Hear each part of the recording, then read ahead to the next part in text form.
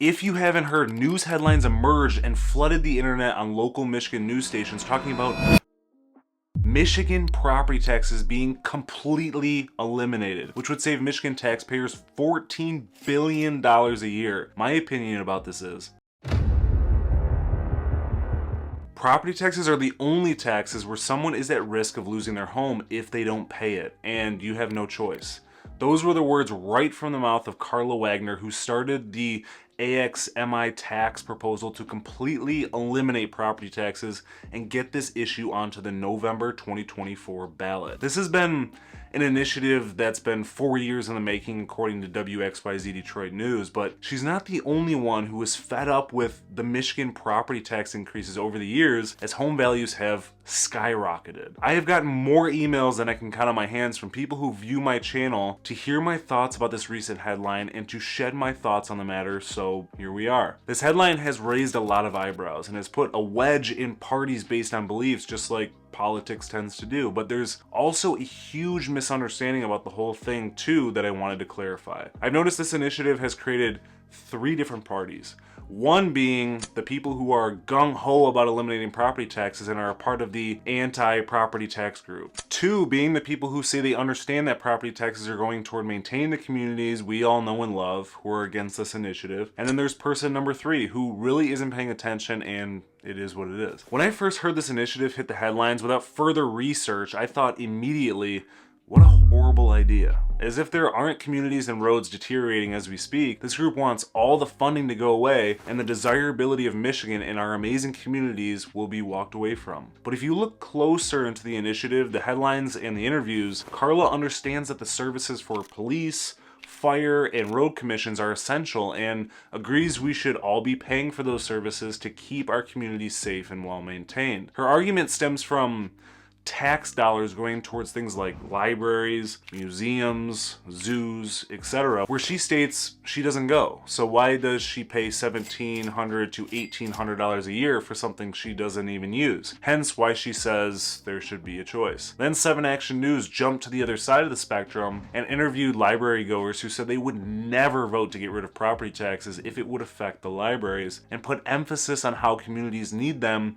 even if they don't personally use them. It's crucial for the children in schools, and we should want to support the schools in furthering education. Librarians push back and say a library is much more than just books. They provide high-speed internet, employment assistance, workspace, digital literacy support, and so much more. And this is something that voters regularly approve to keep the libraries open for. Then they switch gears once again to a taxpayer who applauds Karla for being an advocate for the Michigan people to pay less in taxes, since people are being priced out of their homes and it's just making homeownership that much more unaffordable. The thought process against this initiative is how there would be devastating consequences on every public service we rely on, and how it would be detrimental to Michigan's economy as prospective residents and businesses might refrain from moving here when certain services aren't funded. To make up for these lost funds, Karla is proposing that state revenue sharing should be increased with local and county governments, but have that revenue go toward public safety and roads. This initiative requires 446,000 signatures to make the 2024 ballot. The Detroit News stated that the proposal would change the sales tax distribution from the current rate of 15% to municipalities and instead send 20% to municipalities and 10% to counties. Mary Ellen Gurewitz, might have just butchered her last name, is a Democrat who chairs the board of state canvassers and voted against the proposal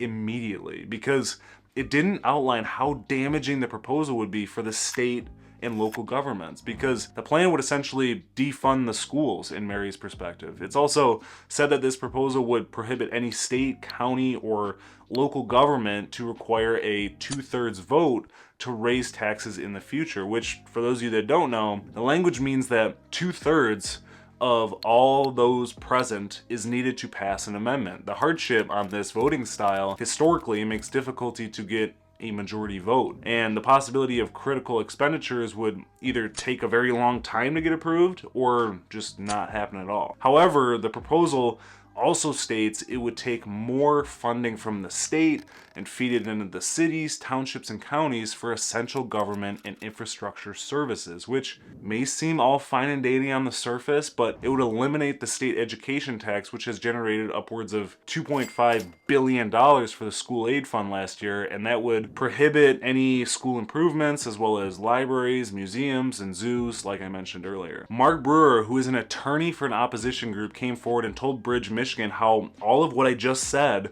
wasn't included in the proposal at all, and he argues it should have been. From what I've been seeing on the opposition, it's people that are pushing back at Karla about how she wants to bake the cake and eat it too. Make all these money moves, give back to the people, but have it not affect anything else. And we all know when it comes to politics and proposals, there are a lot of pros and cons to it all. According to the nonpartisan Senate Fiscal Agency, Michigan will spend upwards of $19.4 billion in school aid for grades K through 12 this year, according to Michigan's budget.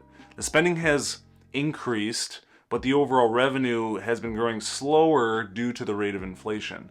I know there's the argument of, holy cow, that's a massive budget, what does all that go toward?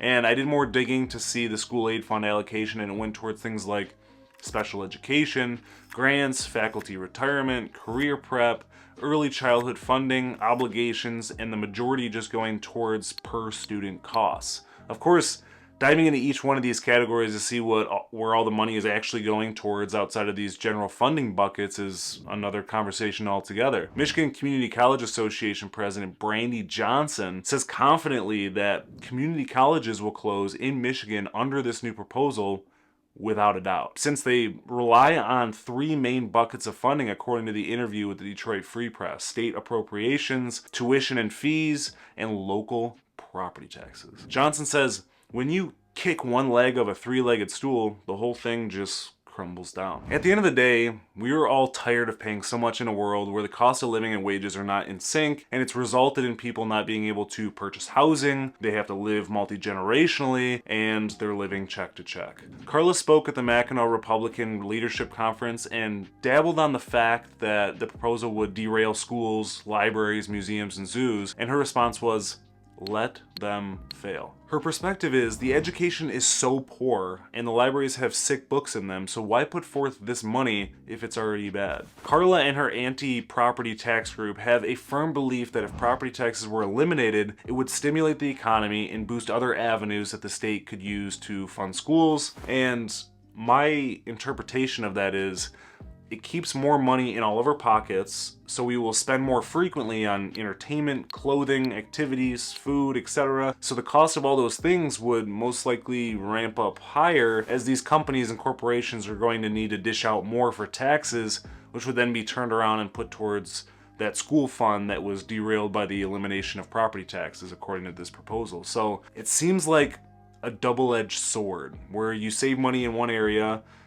just to spend it in another. But I understand her thinking, because you can choose to not go for entertainment, clothing, and activities, but you can't choose to not pay property taxes. This initiative it's very interesting to me, because obviously property taxes are something that are paid for in every single state. I see the burden with all the clients I help buy and sell real estate in Michigan and how it hurts affordability, but in my opinion, there just needs to be more information and more of a plan provided in the proposal outlining the pros and cons in detail before people should just start signing this petition. As someone who has lived in Michigan my whole entire life and has seen it have lows, hit highs, while areas have become more vibrant and revitalized across the state, it's hard to just say yes to getting rid of something that has helped get us to this point today. Do I think property taxes are expensive?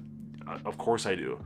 But we need to make sure these funds are being taken from and reallocated to the correct funding buckets, because the last thing I would want is for our community-centric focus to deteriorate and make the state undesirable in every aspect. I'm not too versed on the auditing situation of where these funds are allocated, but an audit from a third-party company that isn't shaking hands behind closed doors would be a step in the right direction.